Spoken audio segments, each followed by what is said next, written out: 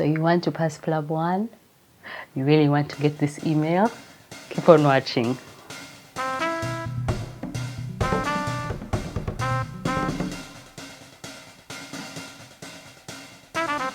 So my name is Sisi. I'm a Ugandan medical doctor in the UK, and first of all, I want to thank you guys for subscribing. We're nearly at 100 subscribers. Thank you for all the time you take to watch, like, comment, and share with all your friends. If you haven't already, please go ahead and subscribe. In this video, I'm only giving my top tips for passing PLAB 1. Make sure you watch up to the end. I'll be sharing my extra special bonus tip. So first of all, I just wanted to say that the PLAB is actually going to be replaced by a new exam called the UKMLA. So that's the UK Medical Licensing Assessment, and what is currently PLAB 1 will then be changed to the AKT, so that's the Applied Knowledge Test. According to the GMC website, these exams will still be pretty much the same, just that the name is changing. It will still be 180 questions done over 3 hours, and it will still be done about 4 times a year in different locations all around the world, like before.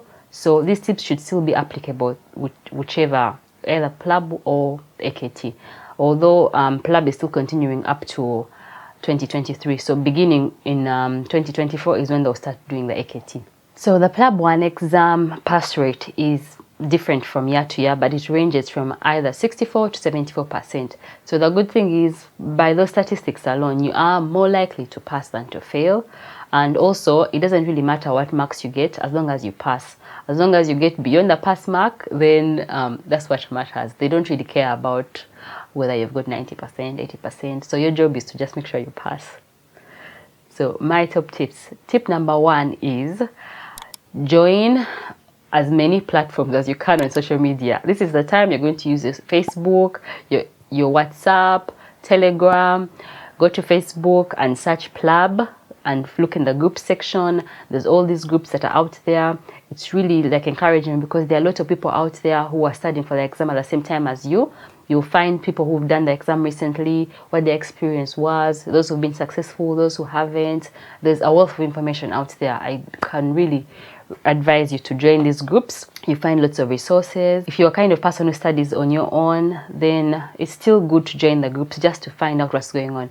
Personally, I usually study on my own, but for PLAB 1, I joined the WhatsApp group and it was really, really helpful. You get really motivated. You know, sometimes you can feel like you don't really have energy to study, or sometimes you feel like you're really studied, but then when you go for the discussion, you realize, actually, I know nothing, and that pushes you to study more. Or there are these tricky concepts that, like for me, I struggled sometimes with ECGs and understanding ECGs, and I learned in our WhatsApp group how to study ECGs, how to understand them, how to interpret them, so different things like that. So my tip is really to make use of the social media out there and learn as much as you can from others. Let me know, do you study better solo or in a group? Let me know in the comments below.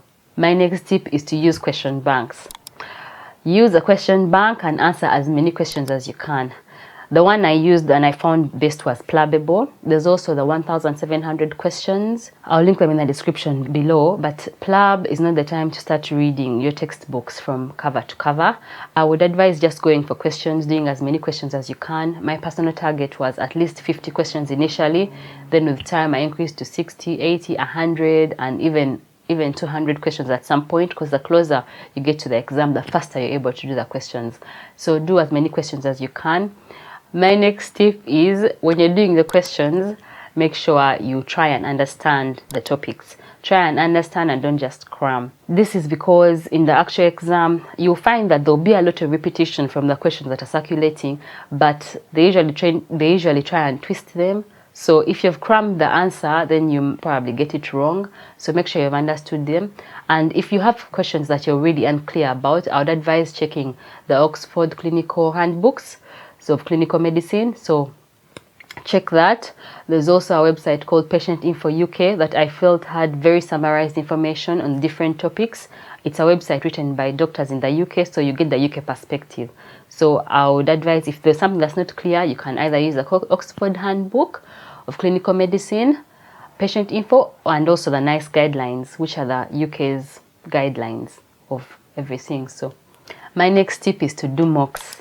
make sure you've done a few mocks before the exam. Closer to the exam, you'll find all these mocks circulating. Try and get a few of those if you can, and sit down and do the mock. So make sure you've answered all the questions in the time, because the worst thing is to finish the exam and fail to finish, and yet it's a matter of circling. So time yourself and get used to answering all the questions in the time that's allocated. My next tip is to give it enough time. So this really depends on your own individual situation. If maybe you're still in medical school, or if you've just finished medical school, you might need less time. If you left medical school a few years back, then you might need more time. If you have a family, if you have little kids, like me, sometimes you need more time. In my own case, I took about 4 months, but that's because I was studying for PLAB, and I was also doing a master's at the same time, so I didn't have as much time. I would have loved to concentrate on that. So I took 4 months of studying nearly every day. I would study in any spare time that I got, make sure I've done all my questions. As long as I knew I'd hit my target for the day, then I would be comfortable. So take as much time as you require. Some people will say 1 week, 2 weeks, and I would say there is no right answer. It just depends on your own personal background and what field of medicine that you're in, because some people already in their kind of job are exposed to a lot of this information. If you're already working in the UK, perhaps maybe you have more exposure to a lot of these things. Or if you're working in a hospital job, or if you're working in research, really it depends on your background and where you are right now. Just try and take as much time as you can for yourself, and go for the exam when you feel confident and ready for it. And my bonus tip, guys, is just choose C. So PLAB 1 has no negative marking. So if you get something wrong, then they're not going to subtract from your overall total. So it's better to circle something than not to circle anything at all. And there's going to be questions that you find that you have no idea what the answer is. So in that case, then just choose C. Someone told me that, and that's what I went with, and that's what I've been going with all my exams, and it's worked for me. So I would say, guys, if you don't know the answer, then just choose C.